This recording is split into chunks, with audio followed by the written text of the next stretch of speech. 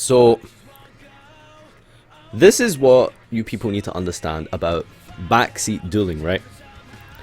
Now, for those of you who don't know what backseat dueling is when you sit back, you have no pressure on you, you suck dick because you're not in the event, you're not the one in top cut because you're garbage, you never make it to, like, you know, the top tables because you suck.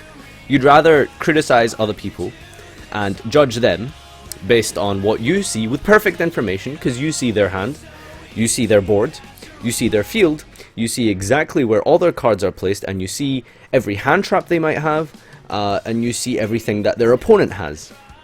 And then in your head, you come to the conclusion of what the best play is. Yeah, most people would be able to find that good play, yeah. But when you're not sitting in front of a camera with no one around you, just a judge constantly, like, peering over your shoulder and saying, what did you draw? What did you draw? What did you draw?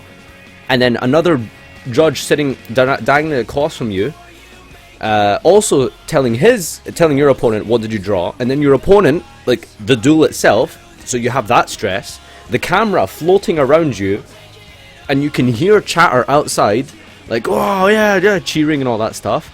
All of that aside, you expect that person to make the best play at any given time.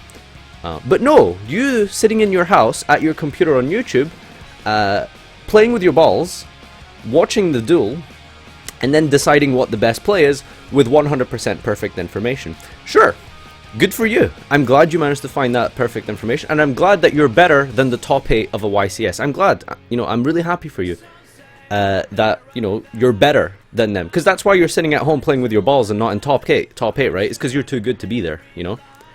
So this is the thing with backseat duelists, okay? You guys need to understand that being in the chair, in the feature area, is not the same as looking at the duel on YouTube with perfect information on one screen and Sasha Grey getting deep-throated on the other monitor to your right. Okay, you have it easy, you know?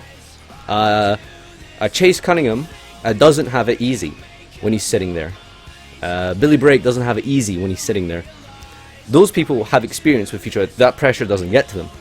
So people judging all these first-time players, like so many new names and new faces I saw on stream, okay?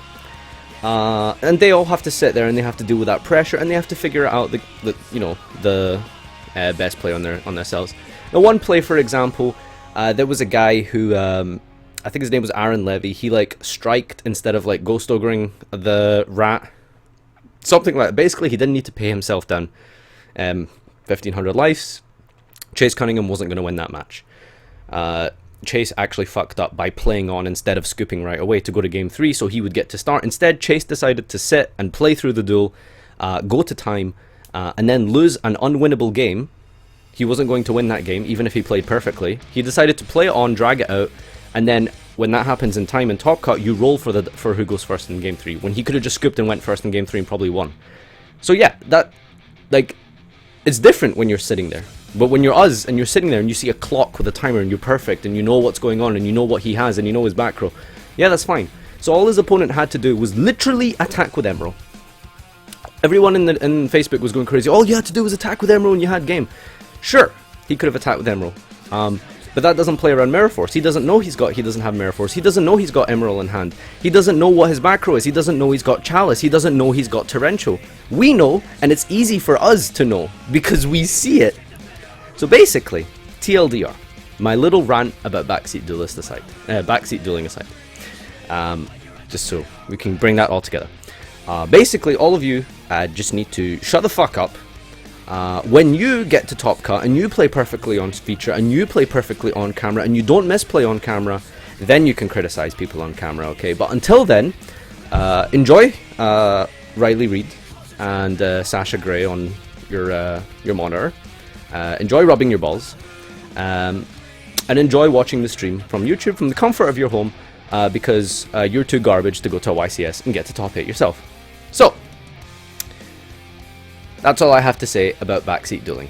When you manage to make the perfect play in every situation ever, on camera, in that situation, with 2 judges hounding you, in a feature area with the background noise, with the stress, with the pressure and the nerves, then you can criticize. Okay, so let's go with that.